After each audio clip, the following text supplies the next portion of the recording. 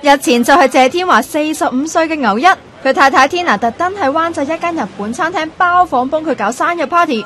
喺呢啲咁開心嘅日子，天華有咁好人緣，就梗係有好多朋友撐場啦。嗱，首先有林峰同佢嘅堂妹林夏薇啦，錢國偉、方力申、周麗淇、排舞師 Sunny Wong， 而雙雙對對出席嘅呢，就有傅明軒同男朋友莊家彬、洪天明夫婦、苗僑偉同埋 Bobby 夫婦亦都有到。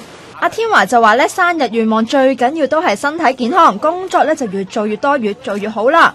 呢個生日 party 開始咗冇幾耐咋，天華就已經飲到醉醺醺啦。接受訪問嗰陣已經開始語無倫次。嗱，你聽住佢講咩啦？你太太送咗啲咩俾你啊？天華，我未知喎，送咗個，係琴日送咗，唔係未知，送咗個水底攝影機俾我。你睇下，連老婆送咗啲乜嘢都爭啲唔記得啊！聽聞你已經 book 定架車同司機啦喎，咁真係準備不醉無歸啦！我唔係，我個車主要係愛嚟送啲朋友翻屋企。哦，咁你自己咧？我就預咗我唔會醉嘅。咁犀利？係，我唔會俾佢哋隊冧咯。我預咗架車愛嚟送啲朋友走嘅。嗱，通常咁講得，你都知道結果係點噶啦。就喺呢個 party 開始咗3個鐘頭之後，天華已經俾人抬翻出嚟啦。不過都算係咁噶啦，仲有意識舉起嘅手指公喺度擺 pose。生日呢啲日子真係要盡興嘅，生日快樂啊，天華！